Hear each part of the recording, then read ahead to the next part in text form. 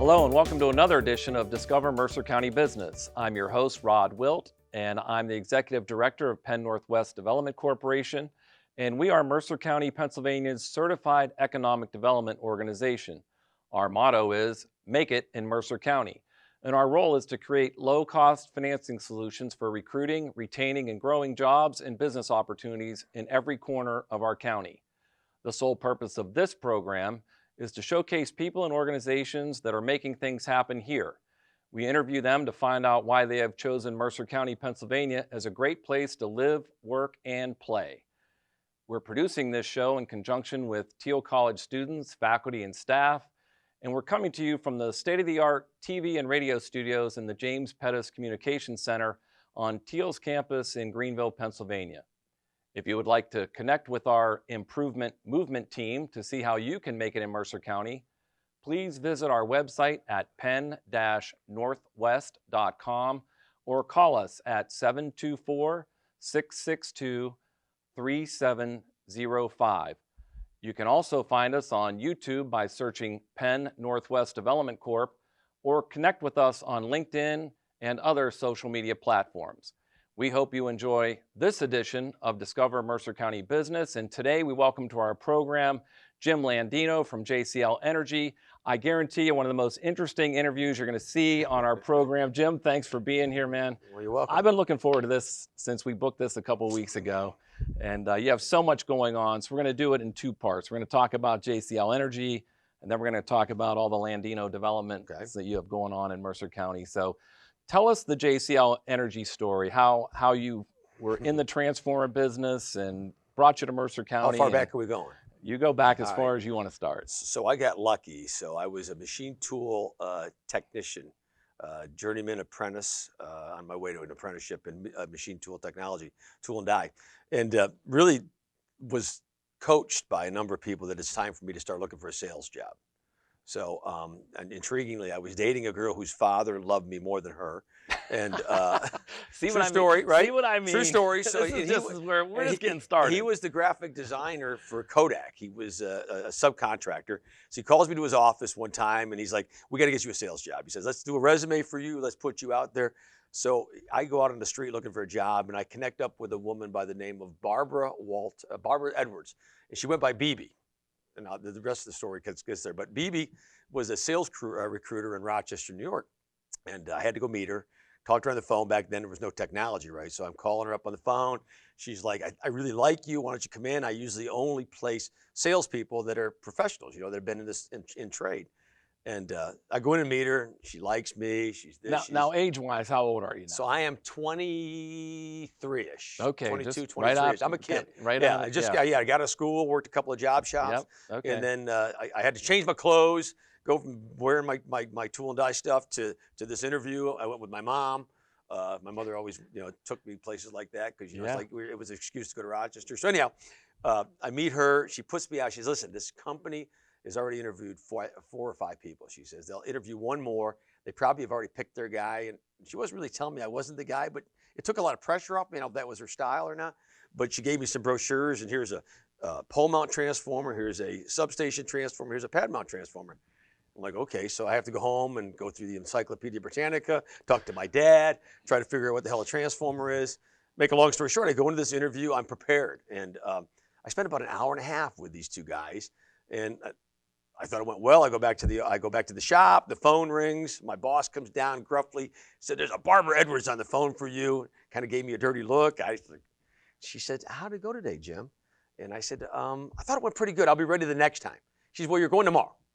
I said, "It's really hard for me to get out of work." I said, she said, "Well, you're going back to the same place." I said, "Well, why would I be going back there?" All right. She said, "Well, you're going to get the job."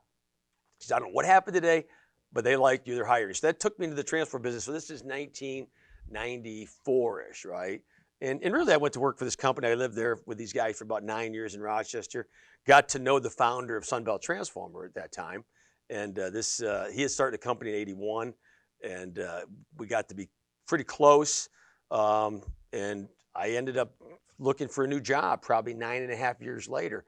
And they were interested in a second location coming out of Temple, Texas. And we just started looking for locations. It's really interesting. It does dovetail very well into Mercer County. Why Mercer County? Because there was buildings all over Youngstown, you can imagine. So this is now 1994-ish, and a lot of things were going to crap, probably on the manufacturing side, for sure. A lot of empty buildings, a lot of torn down stuff. When we entered Sharon at first, I wasn't necessarily sold on Sharon, and I had a small piece of being the influencer here. I had 2 kids at the time, little guys, and we rolled into town, and I thought we were coming into Bosnia as we came down Broadway Dock Street, right? Because all the mill had been knocked down and things were laying there. I'm like, holy cow. But I ran into Dick Ross, who at that time was the economic development director for Penn Power, right? Yeah. And they had the Penn-Northwest guys. I think they were probably just almost emerging at that time. But he took me to Buell Park as a unit and really sold us on, you don't want to go to Newcastle, you want to come here. You want to come to Mercer County, and you want to be someplace near Buell Park, he says, because it's a great place to raise your family. So that became kind of like our stakeholder. And then we got fortunate all along the way of meeting just really, really great people. And then the building fell into play, and sort of the rest is history. But for me, over the course of the next 20 years, I kind of got my claim to fame, if there's such a thing, was, I was the last guy standing as all the other guys sort of sold their shares of Sunbelt out. And I looked around one day, and my CFO calls me. He's like, hey, by the way, he said, you have 95% of the company. Oh, wow. In stock. Now you have a bunch of notes payable. Right.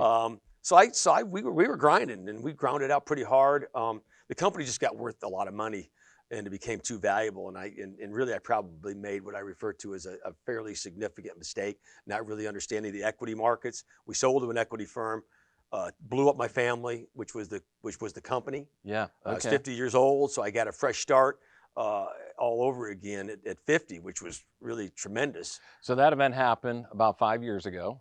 6 years ago. 6 years ago. So Sunbelt was sold to an investor group, and so now Jim Landino is on the outside, kind of, had a little windfall, but catching his breath. Yeah.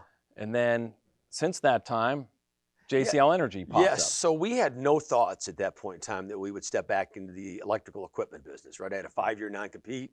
I figured the place would just kind of go on. One of the reasons I sold and the way it went, I left people in very, very excellent positions. These were your guys you recruited to run the business. So there was a team of, well, actually, it was a great company. It was probably 75 employees at that time, but the core group of managers, 10, were all sitting perfect. They got buy-sell agreements.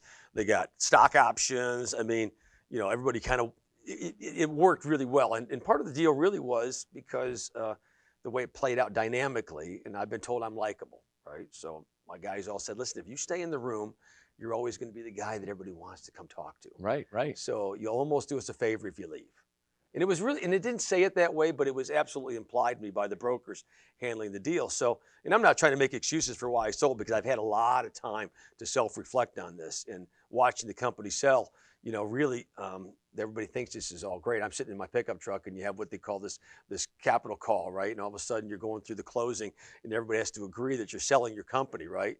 And I'm sitting alone in a pickup truck, and they dump a bunch of money in your account. You think, boy, this is the best day of my life. And yeah, but you just gave up all your... I would argue that it wasn't necessarily that. Yeah. But in the meantime, I was sitting next to 2 or 3 buildings that we'd already started renovations on in Sharon that were all dilapidated, really just in outrageously crazy bad condition. And then we just kind of dug in. I dug in. We had this liquidity event. Everybody's like, I can't believe you didn't go to Florida. I mean, why don't you go to Arizona? Why don't you go here? Everybody's telling me this. But my story is, like, I'm a dog, 10 leashes around my neck, right? And at 2 o'clock on December 29th or whatever the heck it was, all the leashes got cut, and the dog never leaves the backyard. So my backyard was Sharon and Mercer Became County. your home. And it had been my home, and I was realizing that was my home. Yeah, you got married. Well, since then, yeah. I mean, since then, all sorts of things have happened. But I mean, the 3 properties became 50. Yeah, and we're going to get into that side of it. But on the transformer side, I mean, so I watched what happened over the few years, and really, I watched. I call it the Tim Tooler guy, Tim the Tool Man. I was the guy over the fence, right? Watching my friends leave the office every day. There's discouragement. There's this, and I looked at it and said, "Man, there's got to probably be opportunity back in to the get the transformer band business." back together. Because we all know what businesses are really made up of, right? People. All people. There's all these people, these great people are walking out the door, and I'm like, they just don't seem to be as happy as I thought they might be. in the second transaction there didn't help it. But so I looked at it and said, okay, I think we're going to end up back in the transform business. I really do. And then, So that light bulb went off, what, a couple of years after probably this? 2 years ago. Yeah. Okay. And probably, again, I laugh because if I'd known a longer time ago, we would have been probably a little bit less aggressive on maybe real estate and some of the other things that we had moved into. But we did what we did, right? We moved and grooved really fast into another arena. But bolting the team back together again on the transformer side has been super great. That's been fun. It's been fun.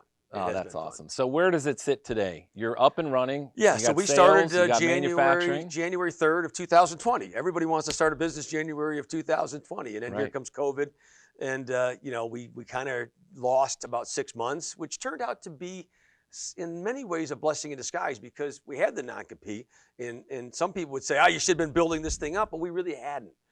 So we really had been waiting for January to kick, and we didn't want to have any issues. We wanted to look at this thing. We're going to come at this thing as a new company, starting our business on January 3rd with no strings attached to anything else. So we had a clean slate. So we had to go accumulate equipment. We had to accumulate people. We had to get a shop together. We had to do all these things that we probably could have done earlier, but just really didn't want to take a chance on doing. And here we were. So then we really got a nice start since June of last year. So what are the products and who are the customers? All right, so we're selling transformers to the industrial and commercial and contractor type of database. So for the most part, like if you had a pie, the majority of the slices of pie are the utility markets. We're the non-utility side of the electrical transformer business. Short lead times, pad mount transformers, pole mounts, substations, dry types. A lot of them are speckled around the campus here.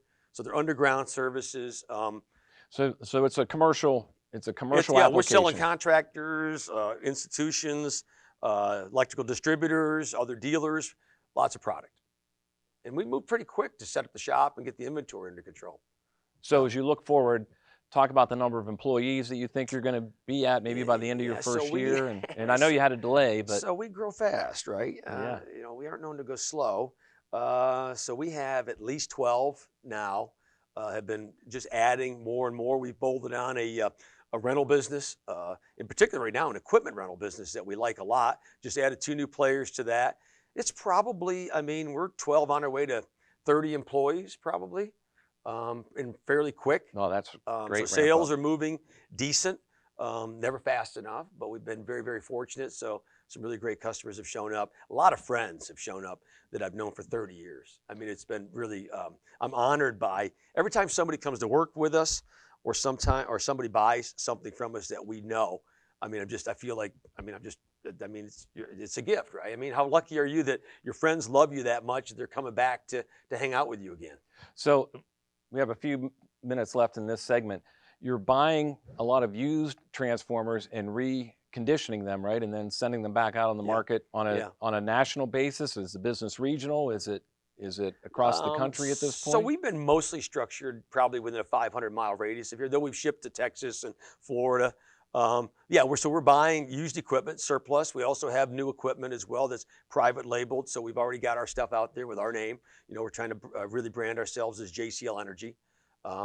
We like the energy name, not so much as the sector, but again, we believe that it's the energy of people that basically make things happen. So we like the name a lot. We like the logo a lot from the development side. So it's been a push that way to just more and more equipment. So as the energy markets are shifting, more renewables, maybe away from coal and natural gas and things, that doesn't really impact you so much because you're dealing with electricity once it's made. Yeah, and the usage of electricity continues to go up. Though we see more LED lights and more efficiency, there's more and more electrical devices being turned on every day, right? So that's the good news of the day, whether it's electric cars, whatever. So we feel like we're in a really, really good space. We like it. We know it's a good space. I'll tell you why, because all the equity guys are there.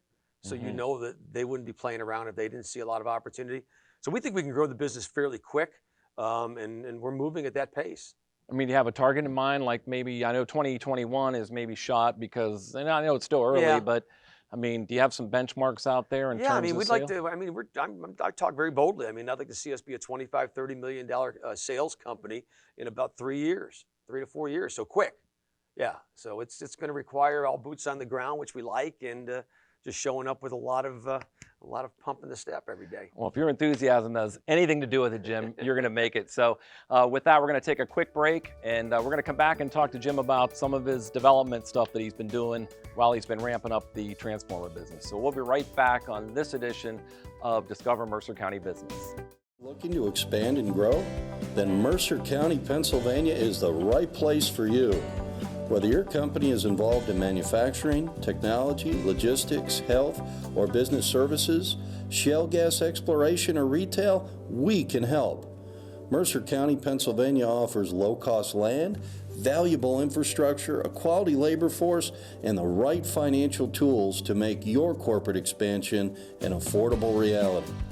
Mercer County is only a day's drive to major markets including Pittsburgh, Cleveland, Buffalo, New York City, Chicago, and even southern Canada.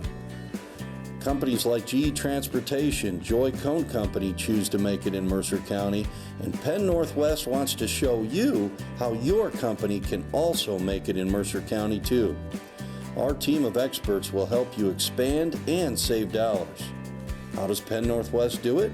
How does Penn-Northwest save companies so much money? With a combination of low-interest loans, grants and credits, tax abatements, and even tax-free property. Here's the best part. Penn-Northwest will do most of the work for you. Just click on the button below and get the process started. Or you can first get an idea of how your organization can make it in Mercer County by using the savings estimator located at makeitinmercercounty.com. You'll see that expanding your business in Mercer County, Pennsylvania is the move that makes the most dollars and cents. Call Penn-Northwest Development Corporation at 724-662-3705 for more information. And we are back on Discover Mercer County Business, and we're talking to Jim Landino with JCL Energy. And Jim, since the liquidity event with Sunbelt, you've been investing heavily in the Shenango Valley.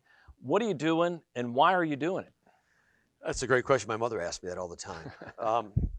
So it's a tough one because we ended up accumulating some blocks of buildings. You know, you would have thought that would be hard to acquire blocks of buildings, but we actually own blocks of buildings. You know, so we got kind of fortunate. One of the tenants showed up very quickly and needed a parking lot. So the building didn't have a parking lot, so we bought the building across the street to make sure we had the parking lot. Then the guy next door wants to sell. You know, so some of this showed up almost organically when we didn't expect it to. I think the appetite for dirt probably surprises everybody how dirty I'm willing to get every day and probably continue to get. But we just kind of went one after another, and it kind of started its own little role. And then we fell in love with history, right? So to get right back to part of it. So I live in the 1922 Oddfellows Lodge, which was... So wait, you made a private residence? Yeah, and that was probably, I think, what people were surprised about, that we would put our stake in the ground right in the center of downtown Sharon. You know, Karen Winter, same thing, right? She's so right we proved, I think, to everybody, listen, we're going to do something extraordinary here. We're going to put something that you're not used to seeing. We take people often on tours of it, not because we're overly, you know, like we want to showcase it, but I think they need to see how far we've gone with the building. It's probably one of the best buildings in town now that we realize what's out there in property. So we restored that, moved right into town, moved a couple of companies near us, and then people started knocking on our door. So next thing you know, you're looking at a building that's 1918, and you're looking at a building that's 1908, and then here comes another building that Chuck Beswick said I had to have down the street, which is the Applegate, another fantastic building, you know. And then you start falling in love with buildings. Then we have the 1886 Verostic, which was the original Sharon flour mill. So some of it became history. And then I was interviewed not long ago, and a guy got me to talk about something that I didn't even know. I said, well, you know, think about what this town looked like, Sharon as an example, or Greenville, in the late 40s, right after World War II, early 50s. I mean, it must have been... It was buzzing. It must have been crazy, right? So I grew up in a town that had the Five and Dime, the cigar shop, the beauty, you know, my mother's beauty shop, right? And the hardware stores and the candy stores. And you made one little stroll up and down the street, and you were just smiling. Everything. You had a donut, you had coffee, you had anything, right? And it was just, and you could just see people. I mean, it was, and in some place in my mind, you know, at my age, I'm looking around and saying, man, wouldn't it be great? So, you know, we went out and bought a second home almost immediately. Jen and I met Jen and Sharon downtown at the Wilson's Furniture Building in in the spring of 2015, and we've been inseparable ever since. And we ended up, and we really thought we were probably going to move to Tampa, Florida. We really did. We really thought we did. But then, yeah, because she had lived down there in the yeah, past. she had loved it down there. Her dad's down there, and we thought we were heading that direction. And we would walk around like, man, why can't we just do this back in Sharon? I mean, it's almost ridiculous that we're leaving town to go find the amenities someplace else, right? Crazy. So that became, I think it's a bit of a mission, right? Yeah, and I a think it passion. is. So you've added some amenities. You built a restaurant. You've built a The coffee barbershop, shop had to come. She threw yeah. that giant coffee cup on the roof. And Yeah. the only thing I said, well, if you're going to do that, can we please put polka dots on it? Because I think they're kind of cool. And everything else was Jen's idea. So that is Lulu Beans. So that's a Lulu Beans. Yeah. And then she went down the street and put a gift shop, which again, looks like something you're not expecting to find in Sharon. A little ahead of it. We're a little, I mean, in my opinion, we've been a lot ahead of the curve, right? So here comes the curve now. In 2021, now you've got this evolved gym that opens up in the Wilson's Furniture first floor. It's being operated by a bunch of great kids, high energy. Yeah. They've got a great following. So you start to put this together, right? Now all of a sudden it looks good. Now you've got another restaurant coming. You've got, a Penn State initiative, which we're all over next to, right next to Penn State. Yeah, right? so Penn-Northwest and JCL and developer in town, we've partnered up with Penn State. So talk a little bit about the vision there. Yeah, so again, people probably think we're a little bit crazy probably at times, right? But we had purchased all of the available property that borders Penn State. Now people say, what are you trying to do? I said, well, I just think these have got to be, I mean, first off, the buildings were falling apart. They needed work. They needed some love, some cleanup. And I just was surprised that nobody could see the town the way we saw the town, right? So we looked at the college and said, it's got to go. So we become embedded. We grab Riley Adderholt. So Riley's when I met him, he was 22 years old, 23. Mm-hmm. He's a graduate of Shenango. He knows his way around. He comes in. He kind of becomes our real estate kind of partner in the crime deal. He explains what's going on. We start to realize, oh my God, this is a great opportunity. So now we're pushing with Penn-Northwest help this PHFA grant, which we're outrageously optimistic about. We would love to see it happen. It's to me, it's a giant. It is a giant domino that needs to fall. If it falls, and that will start things happening in downtown Sharon and around the Penn State campus that I think we will sit here and talk about, you and I, 10 years from now and say it was the pivotal moment. Because we're adding some residential, we're adding some recreation. Yeah, locker rooms, yeah. More sports are coming, more kids are coming, more parents are coming. The numbers for Mercer County, as an example, on the travel side, I would think it should be outrageously good for everybody. Yeah, I think Mercer County is primed to be an education destination that all of these 3 colleges that operate here in the low-cost model. Let's get right down to it. I mean, part of why I stayed here is the efficiency of life, right? I mean, I can call somebody. I can call you, right? Part of my joy, right? When you took the job here, I didn't even know you prior. I mean, look how fast we can move. Yep. We talk about having the right people in the right places at the right time right now to go fast. And, you're obviously one of those guys.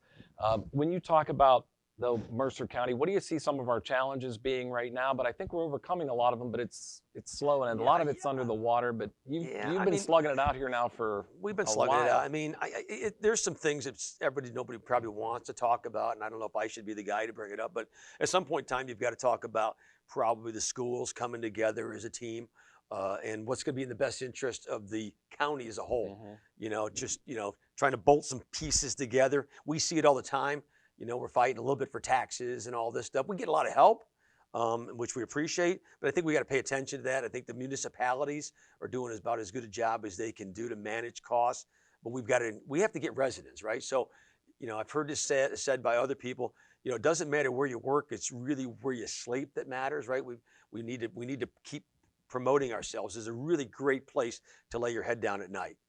So to that end, on the development side, you're looking at opportunities to do more apartments, some decent places for people to live. And for young people, we're very focused on keeping the Rileys. Yeah. Those type of people. His wife's a attorney just starting out, but keeping them here and not losing them to Pittsburgh, Cleveland. Yeah, so we built some really great apartments in the old Girls Buell Club, which everybody loves that building. We've started to like it. Didn't like it for a long time. It took a lot of resources. But we had 5 apartments, all fairly high end, moved in real quick, all of what you didn't think you could draw to Sharon, right, 5 years ago, right? People would tell us, oh, that's never going to happen. It's happening.